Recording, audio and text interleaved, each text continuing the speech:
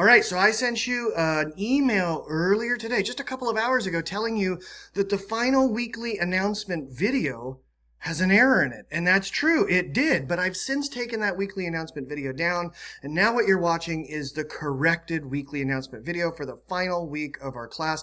So even if you haven't been watching all of the weekly announcement videos really consistently, you really do want to make sure you watch this one, because the last week of our class has got some funkiness in it, and you want to make sure that you're able to adjust to that funkiness so you can finish the course successfully. All right, so one of the things that's funky about the week coming up is you have only one thought primer. So during the final week of the class, the week of July 20th, you have exactly one thought primer number 14.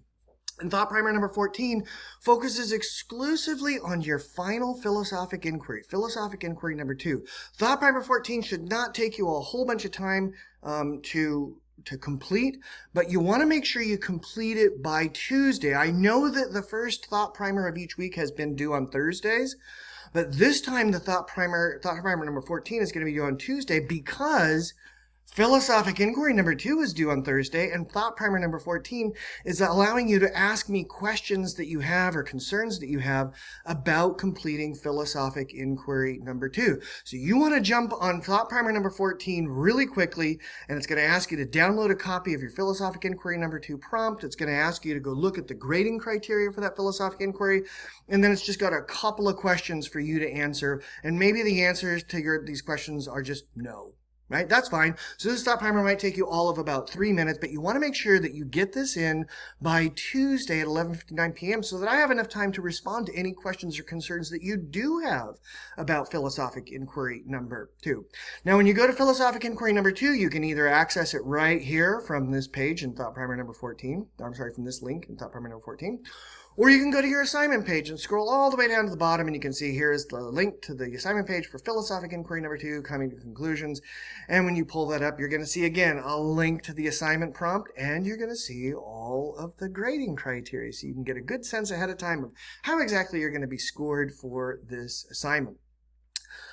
This assignment looks really similar in its structure to philosophic inquiry number 2. You're just answering questions. You're not writing an essay. So you want to approach this in the same way. And I'm going to give you the same advice for philosophic inquiry number 2 that I gave you for philosophic inquiry number 1, which is this.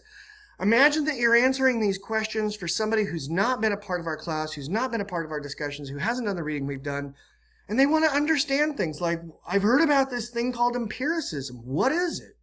And you want to think about explaining what empiricism is or what rationalism is for somebody who hasn't been privy to our conversations. And if you think about it, approaching it from that vantage point, you're going to go into much greater detail than you probably otherwise would if you were working from the assumption that you're writing about these things for somebody like me who already knows what we've been talking about and reading about. So again, position yourself as if you're explaining this to somebody who's not familiar with our class conversations or our readings or these ideas.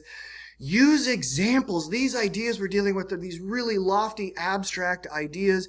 Bring them down to the ground by illustrating them with examples and explaining how these abstract ideas are kind of captured in these examples or are illustrated by the examples. One last thing, or two last things that are really important.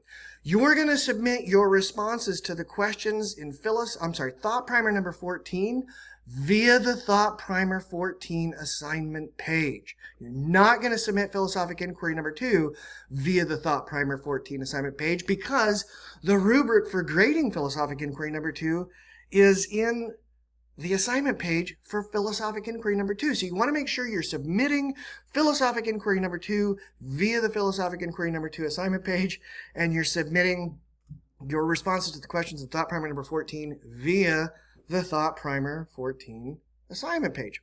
All right. If you have any questions, if you just want to run stuff by me, if you're not clear on something, you better not hesitate to let me know that you have questions or you have concerns or you want something clarified. That's why I'm here. Make sure in your philosophic inquiry number 2, you're quoting from our course texts. Tell us what those philosophers you've been reading say about the topics that you're addressing.